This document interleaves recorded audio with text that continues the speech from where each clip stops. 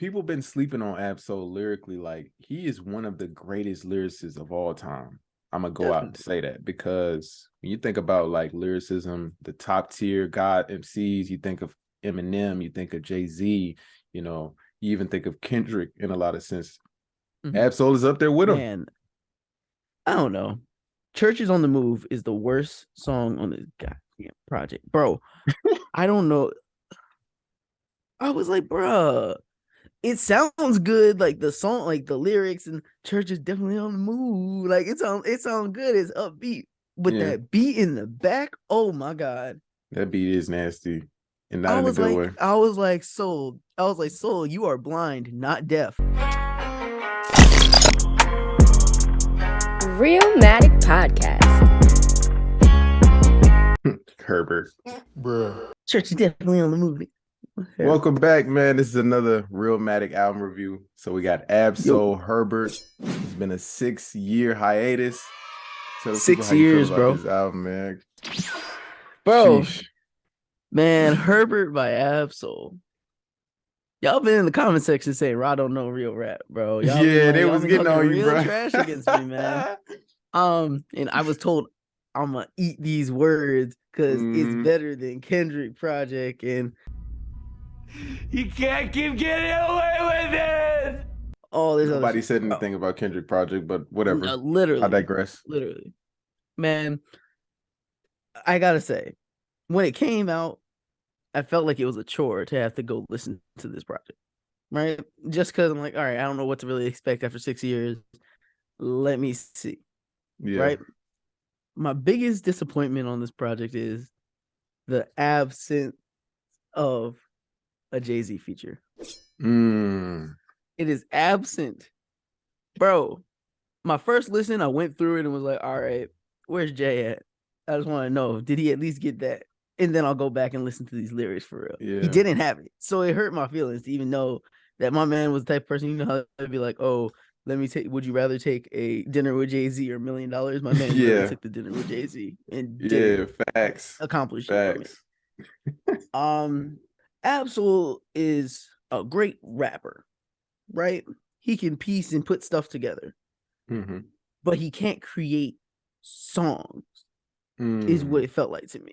It was like every song just felt like he was just freestyling and words were coming off, and you're like, oh, okay, I see that. Like his main goal in a song is to create a punchline more than anything. Is to make flashy lyrics that he feels are like, oh, you got to see this. You saw, I said that. But also at the same time, you forget what the song was about, or you just kind of get lost in whatever he's going on about. But he's not telling me that I want to keep going back to these songs every time. In my opinion, Go Off with Big Sean and Russ. It's like, all right, cool. Sean did his thing, man, for what it was. Russ kind of just comes out the cut, and I'm like, oh, all right, that's cool, Russ. Good Man rappers. Yeah, bro, like Good Man featuring Punch. Punch killed his verse. I don't care. I was surprised. I was like, oh, what up, Punch? Yeah, he did his thing. He's going crazy. I feel like the album is riddled with like old, like Absol sayings that kind of remind you of like his old stuff, like Church is definitely on the move, and like little things that make you be like, oh yeah, this is Absol. It's been a minute, but this is him, and I remember a lot of these things. Herbert is the realest song on the project. It's really dope to listen to. Has some has a nice beat that even leads into like just the lyrics, and you kind of listen to who he's talking about. It's weird how he's able to kind of talk about himself in the third and the second and the first, and he just kind of jumps around with those things, man. Yeah, so that's kind of my first initial start right take there. after a couple all right. Yeah, that's where I'm gonna start. Honestly, man, so it's been 6 years, right? Yeah. Absol, I feel like Absol is like TDE's spiritual battle rapper, if I could describe him, because he puts the bars together, it's the double entendres, but then he also has those spiritual kind of themes running through it. On the first listen, it was like, it was all right. Like, yeah, he got some of the best bars. I'm not gonna, downplay his bars. He had some of the best bars of the year and shit like that. It was cool. But on first listen, I'm like, you're not really stringing anything together. But it wasn't until I listened again and again when I realized what he was doing. Like on this album, he's really talking about, this is probably the most personal he's ever been. So he's talking about himself. He's talking about, his start into rap. He's talking about what it's like being a rapper now, coming off that hiatus. He's also talking about losing his best friends. He's also talking about suicide. He's talking about a lot of things on this album. So as far as content wise, he has a lot of content. It's a fat album. It's just, he does it in such a way that it's coded and it's encrypted. So it's hard for you to just pick it apart on first listen. You just don't get it on the first listen. Like he's going to hit you with a bunch of bars and you're thinking that, oh, he just spitting. He not really saying nothing, but he actually is, like the point where you were like, he don't really make songs. I think he showed you that on this album. I think he showed you that he can actually put songs together. Like, it was a lot of moments where I'm like, damn, this shit is hard. Even the song with Joey Badass, I've been very critical of Joey Badass. I think he's fell off since 1999, but I think he did good on that song. And even the hook, shoot for the moon, but keep a gun around. I feel like that was a slight towards Pop Smoke, because Pop Smoke, passed. He didn't have a gun on him. And he's always been talking about, his album was called Shoot for the Moon or Aim for the Stars, some shit like that. I feel like that was a slight towards him. Yeah, because shoot for the moon, but keep a gun around. Come on, like, you know what I mean? But it's a lot of good on this album. We get bits and pieces of Ab-Soul and who he is. I like the song like It Be Like That with Sir. I think that's one of the realest tracks on here. I like the Do ending Better. of that song. Yeah, the ending of that song. Do Better. You get that real introspective Ab-Soul where you learn things about him you didn't know. And even like with the voicemails from his family, that makes it more personal. It's like an autobiography. Yeah, but I mean, as far as the bad though, I feel like the album starts off too slow with that song, Message in a Bottle. I think that's more of an outro than an intro. I think what else could I say that's really bad about it? I feel like I wish he started it with Herbert, not even gonna lie. That would have been smart. That would have been smart. Start I with feel Herbert. not even gonna lie. Like listening to Herbert so much deeper in the project, like that's like track like 14, 15. It's like I've already been beat with so many lyrics before.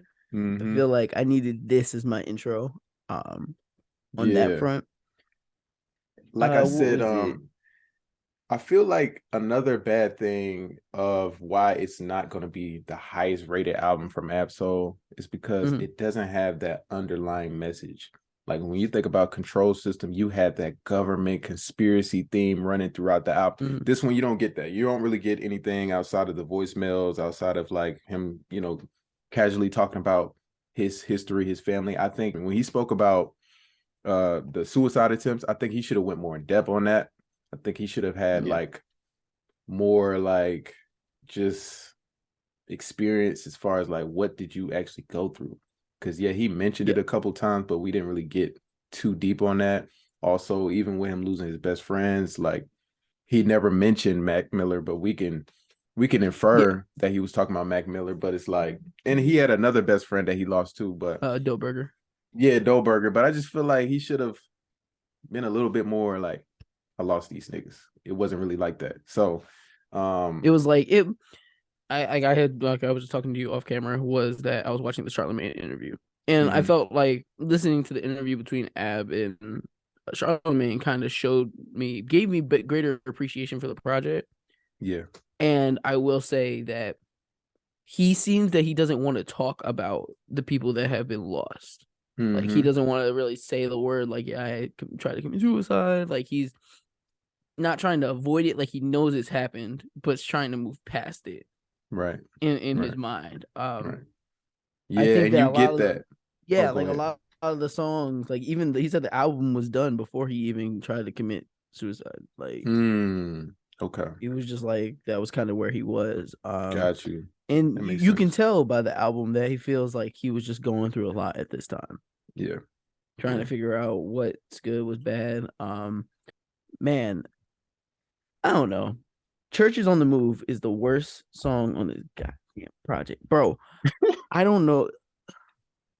I was like, bruh, it sounds good, like the song, like the lyrics, and church is definitely on the move. Like it sounds good. It's upbeat, but that beat in the back, oh my god, that beat is nasty, and not in a good way. I was like, Soul, you are blind, not deaf. Bruh. This is not it, bro. This damn beat right here. You need to take this off the album and throw it away. Oh, hey, how you man. feel about that half-ass Kendrick feature, bro? How you feel about that, bro? Bro, that shit came and went. Bro, like, what? You got him for one line, nigga? One line? Hey, Kenny. Why do they be doing this type of shit, bro? You got this man in the booth for one line. Yes, what bro. the fuck, He sent bro? that on the iPhone. Bro. He sent that on the phone, bro. Through the recording app. 18 tracks is a lot of songs, bro. It's a lot of songs. Yeah. For a lyrical artist like yeah. You kind of get lost at a certain point, then you get revived. And then how'd you feel about the last song on the project? What's the name of that song again? What was the name of it? Bruh. That's Gotta Rap. Oh, that was dope. That was dope. You know, Gotta Rap. That was produced by DJ Premier. Yeah, that song was dope, and I liked the little message of God of rap, gotta rap, you know, so that was cool. I like that shit. The song with Janae Eiko, bro, I don't like how this sounds. It wasn't for me. But yeah, even the line, bro, that really stuck out to me because I felt like he addressed us in a lot of ways. Because he said, I decorate my emotions and metaphors, tell stories with allegories, so on and so on and so forth, some shit like that. But who gives a shit? The long lost lyricist. And I think that's what we've been saying, like, bro, nobody cares about Ab-Soul no more. Like, he's a thing of the past. Yeah. And it's true. When you put words together like this, bro, nobody cares, man. Nobody cares. This is going to be one of those albums that they're going to throw away in the trash. It's going to fall behind because nobody's listening to bars anymore. Nobody's listening to double entendres. Nobody cares. So I feel bad for him. I think this album is a little too late. I think this album should have came out 2-3 years ago, bro. Yeah, man. Said he wanted to drop in 2020, but then COVID hit. They've been fucking him, bro. TDE been fucking him up, bro. I think if he would have dropped this in 2020, bro, that shit would have hit harder. And honestly, people would have been locked in the house, forced them to listen to this. Facts, bro. I just feel like, bro, after 6 years, man, you got to get some better features. Now, I'm not saying that all the features were trash. I think some of those guys that you don't know about, those underground artists, they were cool. I don't really care for Punch, but he did his thing on that song. You know, Janae Aiko, that's cool. He had Sir on here, that's nice. But I feel like you should have had some more people. Like, why you didn't get Jay-Z on here? Why you couldn't get like people like Jid, or you couldn't get like a Rhapsody? Like, you could have got a ton of artists really add flavor to this shit. Bro, that J just cut me deep, bro. I'm not even gonna hold you. That J1 truly cut me deep. I was like, we got it, y'all. I told them niggas, bro. All these years of talking about he gonna rap Jay-Z in a circle. Oh, we got bars when we meet. Bro, I was ready. I was like, I want to hear a back and forth between these two off the top type rappers. I want to hear and see what they come up with. No, that joke lyrically was not there. People been sleeping on Ab-Soul lyrically. Like, he is one of the greatest lyricists of all time. I'm gonna go out and say that, because when you think about like lyricism, the top tier God MCs, you think of Eminem, you think of Jay-Z, you know, you even think of Kendrick in a lot of sense. Ab-Soul is up there with him. He's up there with him when it comes to putting bars together and just like, bro, the flips on this album, the double meanings. He said, I stared into the crowd and everybody had their hands up. I guess you could say I stole the show, some shit like that. And it was just like, bro, like, he just has so many bars that made you think. So this is one of those albums that's deep and, you know, it'll stand the test of time, I feel. On a scale of 1 to 10, what you giving it? I'm gonna give it a 7. What you think? I'm giving it a 6. All right, man. Currently, I'm giving it a 6, man. Real Matic Podcast.